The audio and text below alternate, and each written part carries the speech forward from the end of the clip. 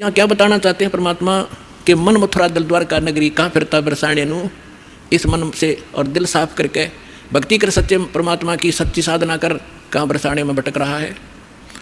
फिर क्या बताते हैं कि जब फरमान धनी का आवे को राखे घर जाने नू, जा सतगुरु का शरणा लीजे जो मेटे जम तलबाने नू। मैं तो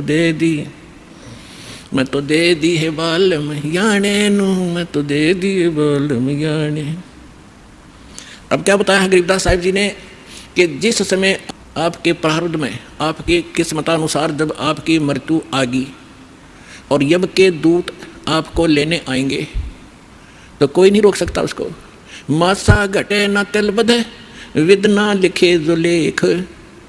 तो कैसे, अब यहाँ क्या बताना चाहते हैं कि यदि आपकी मृत्यु का समय आ गया और चाहे आप 30 वर्ष 40 वर्ष 50 वर्ष के हो, 10 वर्ष के हो, 2 वर्ष के हो, 4 वर्ष के हो, तो आपकी मृत्यु होगी ही होगी।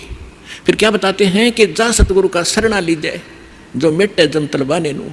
तलबाना माने जैसे सम्मन आते हैं कोर्ट से और उस उच्च कोर्ट से या राष्ट्रपति से उसका सटे मिल जाता है तो वो सम्मन वापस हो जाते हैं।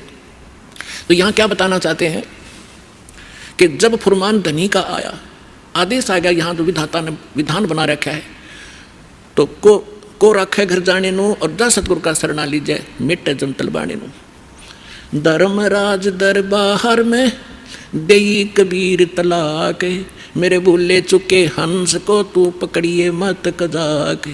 बोले पुरुष कबीर से धर्मराज कर जोड़े, तुमरे हंस को पकड़ो नहीं मुझे 2 ही लाख करोड़े। फिर क्या बताते हैं, धर्मराज ने फिर विनती की, प्रभु हे परमेश्वर, यहाँ का एक विधान है इस हमारे लोक का कि जैसा कर्म जिसने किया है वो दोनों भोगने पड़ेंगे, पुण्य भी और पाप भी। तो वो तो मैंने दंड देना पड़ेगा, उसका कोई समाधान बताओ। तो क्या बताते हैं कि कर्मों से तीरते हैं वो अब जो जपे कबीरे, उनको तो पकड़ना पड़ेगा और जड़नी पड़े जंजीरे। वो तो मेरे बस की बात नहीं, मेरी विधान है परमात्मा। तब परमात्मा कबीर जी ने कहा कि कर्म भरम ब्रह्मंड के मैं पल में कर होने से, जिन हमारी 2 ही दी सो करो हमारे पैसे। कहते हैं ये कर्म भ्रम तुमने यहाँ इनको मिसगाइड करके बुरे जुल्म करवा रहे हो तुम। ये कर्म भ्रम ब्रह्मांड के मैं पल में कर दूँ नेस, इन पर कलम मार दूंगा, इनको ख़त्म कर दूंगा। और जिन्होंने मेरी दुहाई दी वो करो हमारे पेश, उसका अकाउंट भी मत लेना तू। तो ये ज्ञानदास सुनाता ही रहता है, परमात्मा की अमरवाणी है, कोई डूम बाट के गीत नहीं, उस सच्चे परमेश्वर का बताया हुआ सच्चा विधान है और ये ज्यों का त्यों है। परमात्मा ने कहा कि जो ये कह दे मेरे पास, तेरे पास आके मैं उस परमेश्वर कबीर जी का भक्त हूँ, उसका अकाउंट भी मत लेना। जो मेरा सत्य साधक हो और किसी गलती से वो तुम ले भी आए हो तो मेरे पास भेज देना, करो हमारे पेश।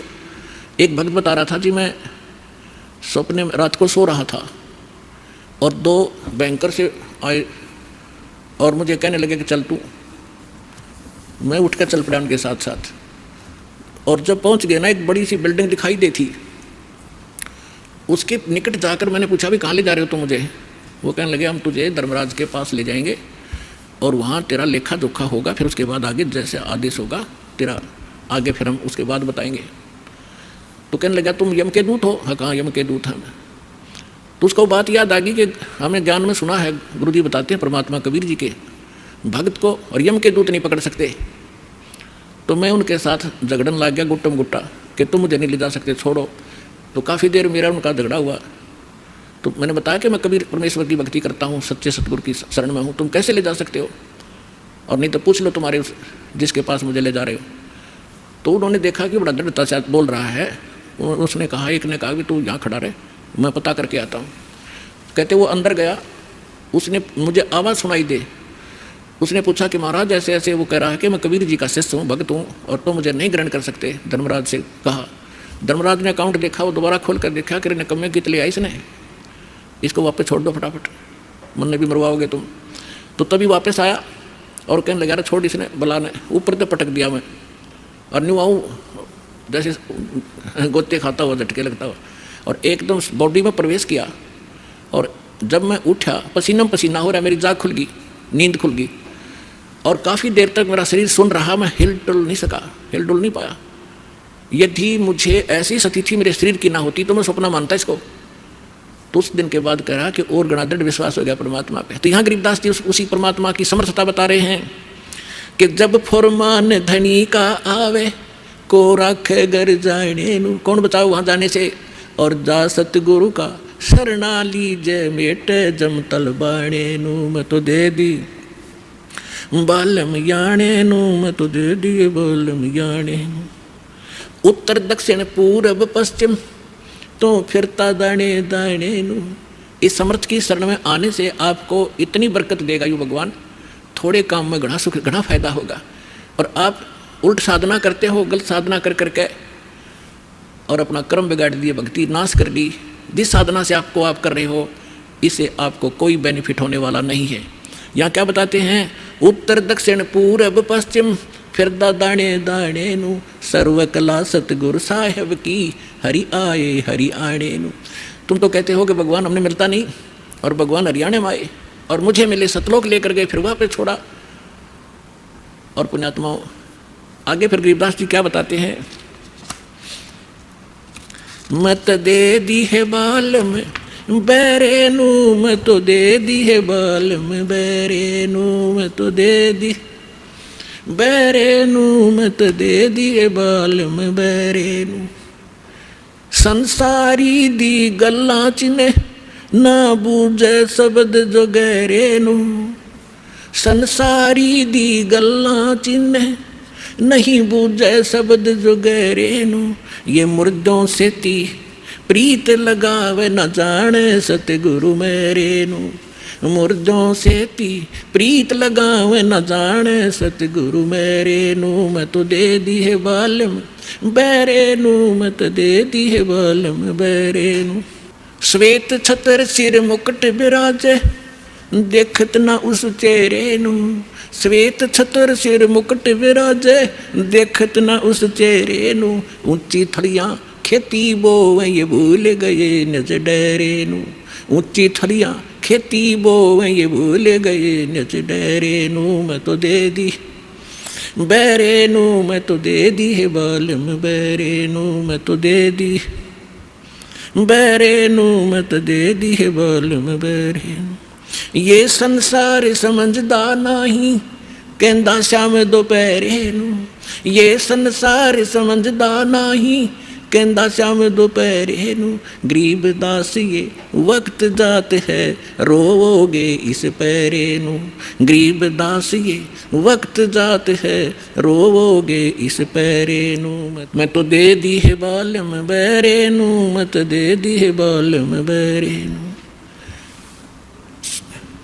ऊंची थलियाँ खेती बोए ये भूल गए नज डरे नू, ऊंची थलियाँ खेती बोए ये भूल गए नज डरे नू। गरीब दास ये वक्त जात है रोवोगे इस पैरे नू, गरीब दास ये वक्त जात है रोवोगे इस पैरे नू, मैं तो दे दी बैरे नू, मैं तो दे दी है बालम बैरे। अब इसमें क्या बताना चाहा है परमात्मा के ज्ञान को गरीबदास साहिब जी ने, कि यदि आप किसी मित्र को, बहन भाई को या कोई और निकट के संपर्क वाले को कुछ बताना चाहोगे इस ज्ञान के बारे में, वो कतई सुनने को तैयार नहीं, क्योंकि मन है उसके अंदर प्रभावी है भी है मन। और उसी व्यक्ति को कोई ये कह दे कहाँ जाते हो भाई, कि मैं जाता हूँ अमरनाथ पे, और उसको ये कह दे कि केदारनाथ पर जाने से बहुत लाभ होता है, तो पूछेगा कब जाएगा, मुझे भी ले चलना, नो ऑब्जेक्शन। कोई सोमवार का व्रत रखता है तो उसको कोई ये कह दे कि शुक्रवार का व्रत बड़ा बेनिफिट देता है, अच्छा बता कैसे करना होता है तुरंत मान जाएगा। तो यहाँ परमात्मा कहते हैं मैं तो दे दी बालम बैरे नू, और संसारी दी गल्ला चीने, आम आदमी कह दे वो मान ले, और ना बुझ जाए शब्द गहरे नू, इस गहरे ज्ञान को नहीं पूछना चाहता ना समझना चाहता। तो क्या बताते हैं, संसारी दी गल्ला चिन्ह नहीं बुझे शब्द जो गहरे नू, ये मुर्दों से ती प्रीत लगावे न जाने सतगुरु मेरे। अब जैसे प्रत्येक गांव में किसी तालाब के ऊपर या किसी अन्य स्थान पर कोई संत साधक मर गया, मृत्यु को प्राप्त हुआ, उसकी यादगार बना ली, वह मत्था टेकन लग गए सारे, पूरा गांव का गांव, मैंने कहा हमारे तो दादा लाई पूजा है यार। अरे कोई विवेक तो लो। देखो जैसे ठीक है वो संत अच्छे होंगे जो आज तक पूजे हैं, लेकिन उस समय जो उस जीवित समय में उसके जैसा भी वो संत था, जैसी भी भक्ति साधना थी उसके पास, तो उससे उस समय लाभ तो मिल सकता था जब वो वर्तमान में था। अब तो वैसे उसकी महिमा वैसे ठीक आदर करते रहो, लेकिन मोक्ष कति नहीं, लाभ नहीं मिलेगा। जैसे कोई डॉक्टर है, वैद्य है, और वो बहुत अच्छा वैद्य था और खूब अच्छी दवाई देता था, रोग नाश कर देता था, ठीक है। तो उस समय जो उसके संपर्क में आए तो उनका वो लाभ मिला। उसकी मृत्यु होगी, मृत्यु के बाद उसकी यादगार बना दी, और वहाँ फिर अब कोई जाव है उस वैद्य से ये कहने कि वैद्य जी मेरा मलेरिया हो गया, दवाई बताइए। वह वैद्य की मूर्ति वह दवा काम नहीं कर सकती जो ओरिजिनल जीवित कराया करता था। तो यह भूल मारा ईब तई लाग रही थी, अब मिटेगी।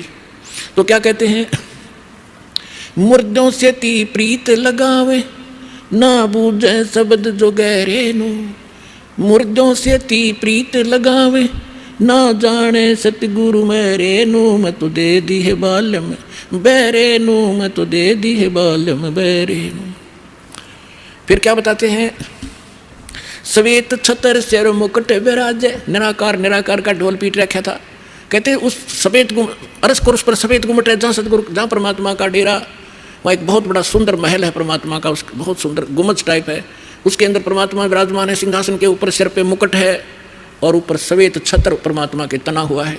श्वेत छतर सिर मुकुट विराजे देखत ना उस चेहरे नो, श्वेत छतर सिर मुकुट विराजे देखत ना उस चेहरे नो, ऊंची थलियां खेती बो ये भूल गए निज डेरे नो, ऊंची थलियां खेती बो ये भूल गए निज डेरे नो। अब क्या बताना चाहते हैं कि परमात्मा साकार है, मनुष्य सदृश्य है, सभी सदग्रंथों से दास ने प्रमाणित कर दिया आपके समक्ष। और जिन महापुरुषों ने भगवान मिले, सचखंड लेकर गए अपने निज स्थान पर, फिर उनको वापस छोड़ा, उन्होंने अपनी अमृतवाणी में एफिडेविट दे रखा है कौन है भगवान, कहाँ रहता है, कैसी सूरत है और क्या नाम है उसका। तो इन सभी प्रमाणों से आपको सिद्ध हो जाएगा कि कौन है भगवान और कैसी लीला करता है वो मालिक। तो यहाँ क्या बताते हैं कि आप जी जो साधना कर रहे हो, अन्य देवी देवताओं के पूर्ण परमात्मा की भक्ति ना करके किसी भी ब्रह्म की, पर सरपुरुष की, अक्षर पुरुष की, ब्रह्मा विष्णु महेश की, या दुर्गा या निरंजन की, तो ये तो ऐसी साधना है जैसे कोई किसान ऊंचे स्थान पर थली पर, पहले वर्षा पर आधारित थे सभी मानव समाज, और उस समय गरीबदास जी ने भी किसान थे, गरीबदास जी जाट ग्रुप में जाट जाति से थे, और अपने वहाँ के साथी जो किसान थे उनको भी समझाना था। इसलिए बता रहे हैं कि जो मैं भक्ति बता रहा हूँ जिस भगवान की, उसकी साधना ना करके आप अन्य जो साधना कर रहे हो ऐसी है जैसे ऊंची थलियों पर, ऊंचे स्थानों पर बीज बो दिया, खेती कर ली, और जब थोड़ी बहुत वर्षा हुई तो उस थलियों का पानी एक समतल स्थल पर, डहर बोलते थे उसको, डहर, वहाँ आकर इकट्ठा हो जाता था, और उस स्थान को, डहर के अंदर पानी, वर्षा भी और आसपास के ऊंचे क्षेत्र का उसी में आ जाता था, और उसमें जब बोई जाती थी फसल, जैसे ऊंची थलियों पर बोई हुई तो वो होती ही नहीं थी, और डहर में बीजा हुआ 1 एकड़ में मनमाने 50 मन कनक हो जाती थी, और ऊंची थलियों पर 2 मन की भी नहीं होती थी मुश्किल से। तो क्या बताते हैं गरीबदास साहब जी, एक फॉर एग्जाम्पल बता रहे हैं कि तुम ऊंची थलियाँ खेती बो भूल गए निज डेरे नु। इस परम पिता परमात्मा सतपुरुष कबीर साहब की भक्ति ना करके आप अन्य देवी देवताओं की भक्ति करके ऐसी लाभ उठा रहे हो जैसे ऊंची थली पर खेती करने वाले किसान को कोई लाभ नहीं होता। और जो डहर में बीज बोता है, प्रयत्न दोनों एक जैसा ही करते हैं, तो उस डहर वाली यानी उपजाऊ ज़मीन में और समतल ज़मीन में घना लाभ होता है। तो ये समझाना चाहते हैं कि जो साधना हम बताते हैं वो तो डहर समझो। अब फिर बताते हैं, गोता मारूं स्वर्ग में जा बैठूं पाताले, गरीबदास ढूंढता फेरूं अपने हीरे मोती लाल, चारों युग में मेरे संत पुकारे और कूक कहा हम हेल रे, हीरे माणिक मोती बरस ये जग चुगता ढेल रे। अब परमात्मा कबीर जी से प्राप्त ज्ञान को कैसे विश्लेषण कर रहे हैं गरीबदास जी। कबीर साहब बता रहे हैं कि चारों युगों में मैं आया, अच्छी आत्माओं को मिला, उनको तत्व ज्ञान और यथार्थ स्थान से परिचित करवाया, सतभक्ति से परिचित कराया, और ये चारों युग में संत पुकारे और कूक कहा हम हेल रे, हीरे माणिक मोती बरसे ये जग चुगता ढेल रे। हम तत्व ज्ञान और यथार्थ साधना रूपी हीरे मोती लालों को बखेर रहे हैं, और आप जी इस ज्ञान से परिचित न होने के कारण इन लाल और हीरे मोतियों को ग्रहण ना करके कंकर पत्थर, आन उपासना रूपी कंकर पत्थर इकट्ठे कर रहे हो जो तुम्हें बाद में कोई लाभ नहीं देगी। उसी को यहां प्रमाणित कर रहे हैं। श्वेत छतर सिर मुकुट विराजे, देखत ना उस चेहरे नु, ऊंची थलियां खेती बोवे ये भूल गए निज डेरे नु, पर भी लेन जात है दुनिया हमरा ज्ञान किन्हें ना सुनिया। अब यहाँ एक प्रश्न है इसके अंदर कि संसारी दी गल्ला चिन्ह ना बुझे सब दुगैरे नु। एक बहन आई, एक बहन ने हमारी दीक्षा ले ली थी। उस बहन की बहन जो है उसका पति शराब बहुत पीता था, और जिस बहन ने यहाँ दीक्षा ली थी उसका भी ऐसी सतीथी थी। उसके पति ने शराब छोड़ दी थी और नाम ले लिया, और एक बिल्कुल स्वर्ग के तुल्य घर हो रहा था। तो उसकी बहन का वहाँ आना हो गया, जो दीक्षा किसी और से ले रखी थी, किसी दूसरे पंथ से, और साथ में दूसरी साधना भी करती थी अपनी जो परंपरागत प्रचलित। उसका पति शराब पीता था, बहुत पीटता था, कभी गली में भी खड़ी कर देता रात में शराब के नशे में। अब मैं बाहर खड़ी रहती हूँ, कुंडी लगा के भीतर पड़कर सो जाता, सवेरे उतरे शराब जब खुल कुंडी ने, इतनी दुखी हूँ मैं। तो उस बहन ने कहा कि आप मेरे गुरुजी के पास चलो, वहाँ नाम ले लो और तेरा पति भी शराब छोड़ देगा। तो वह बहन अपनी बहन के साथ हमारे पास आ गई करोथा आश्रम में। जब थोड़ी सी संगत थी, हम ऐसे बाहर सारा बैठे रहते थे, सारे 10, 20, 50, 100 भक्त आते थे दिन में, मुश्किल से 10, 20। तो मैंने पूछा बहन कहाँ से आई? तो उसने बता दिया मेरी सिस्टर है, और इसका पति बहुत शराब पीता है, और रोज़ पीता है, इसने बुरा हाल कर रखा है इसका, और नौकरी करता है, एक चवन्नी घर पर नहीं छोड़ता, सारी पी जाता है, बच्चे भी भूखे रहते हैं कई बार। तो मैंने कहा बहन फिर दीक्षा लेनी पड़ेगी आपने, भगवान फिर धीरे धीरे सद्बुद्धि देता है, परिवार के अंदर भगवान प्रवेश हो जाता है, और ये पितृभूत भी प्रवेश करके वहाँ उत्पात मचाते रहते हैं, फिर वो भाग जाते हैं, सद्बुद्धि आती है। तो मैंने पूछा आप क्या साधना करते हो? उसने बता दी मैं ऐसे ऐसे धन धन सतगुरु अड़ा का नाम ले लिया, गुरु जी का ले रही हूँ 4-5 वर्ष से। तो हमने कहा बहन देखो चलो ठीक है, वहाँ जो तुमने नाम लिया, लेकिन अब यहाँ भक्ति, यहाँ नाम लोगे तो सब पिछली पूजा छोड़नी पड़ेंगी, ना बीड़ी पीनी, ना शराब, ना पीने के लिए सहयोग देना किसी को, और ना कोई व्रत रखना। मैं कहने लगा बहन बीड़ी क्यों पीती है तू? ने बोली जी बीड़ी मैं पहले ना पिया करती, नाम लेने के बाद पीने लगी। मैं कहा कमाल की बात है, दीक्षा लेने पीछे छोड़ा करें कि बुराई ग्रहण थोड़ी करते हैं। तो उसने क्या बताया जी, जिस सत्संग में हमारे गाँव में होता था सत्संग, हम वहाँ जाती थी तो वो सभी को बीड़ी वितरित करती थी प्रसाद के रूप में, एक प्लेट में डाल कर, और साथ में एक माचिस और सींक रख देती थी, और न्यू क्या करती पीले पीले प्रसाद है उधर। मैं ना पिया करती पहले, पर उन्हें सिखा दी, पीने लगी, यह बीमारी और ला ली मैंने, तो इसको तो मैं छोड़ दूंगी। फिर उसने बताया कि मैं व्रत रखती हूँ। मैं कौन सा व्रत रखती है? कि शुक्रवार का। मैं बोला बेबी बहन ये सभी जो व्रत त्यागने पड़ेंगे जो भक्ति करना चाहती है। ने बोले जी व्रत ना छोड़ूँ मैं। उसकी बहन कहने लगी जब तक तू कह रही थी मैं सारी बात मान लूँगी, अब तो व्रत पड़ेगी। मैंने उसे पूछा बहन ये शुक्रवार का व्रत क्यों रखती है तू, किस लिए? तो वो कहने लगी कि मैंने कथा, क्या क्रिया होती है इसमें, क्या लाभ है इससे? वह कथा सुनाती है कि एक का पति विदेश चला गया था कोई काम धंधे के लिए, ऐसी कथा है संतोषी माता के व्रत, शुक्रवार के व्रत से क्या लाभ है वो बताने लगी। और फिर उसकी काफ़ी वर्ष हो गए थे, उसके पति ने दूर चला गया, उसका भूल पड़ गई, घर नहीं आया।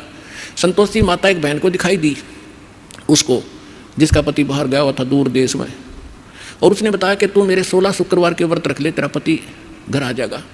तो उसने 16 शुक्रवार के व्रत रखे, और 16वां शुक्रवार का जो व्रत था उसका पति घर आ गया, इसलिए उसकी पूजा करती हूँ। और मैं 13 रोज आवर रोज गढ़े, तो गड्ढे की शुक्रवार के व्रत ने अकल की चोर। चलो उसका तो पति दूर चला गया था, उसकी तो बुला लिया उसकी संतोषी माता ने, तेरा तो डेली आवर डेली गढ़े तने, और फिर भी शुक्रवार का व्रत है कल तुम्हारे अंदर। तो यहाँ परमात्मा कहते हैं कि संसारी दी गल्ला चिन्ह ना बूझे सब जो गहरे नु, सच्चाई से परिचित ना होना चाहते हैं, और ऊंची थलियाँ खेती वो ये भूल गए निज डेरे नु। फिर क्या बताते हैं कि ये संसार समझदा नहीं कहंदा श्याम दोपहरे नु। अपने आत्माओं 7-8 सत्संग यहाँ से हुआ था। भाई तन दर सुखिया कोई ना देखा, जो देखा सो दुखिया हो, उदय अष्ट की बात करते हैं, मन सबका किया विवेका हो, सबका किया विवेका हो। यहाँ पर कहते हैं झूठे सुख को सुख है ये मान रहा मनमोद, ये सकन से बिना काल का कुछ मुख में कुछ गोद। तो क्या बताना चाहते हैं आदरणीय गिरिदास साहिब जी कि ये संसार समझदा नहीं कहंदा श्याम दोपहरे नु।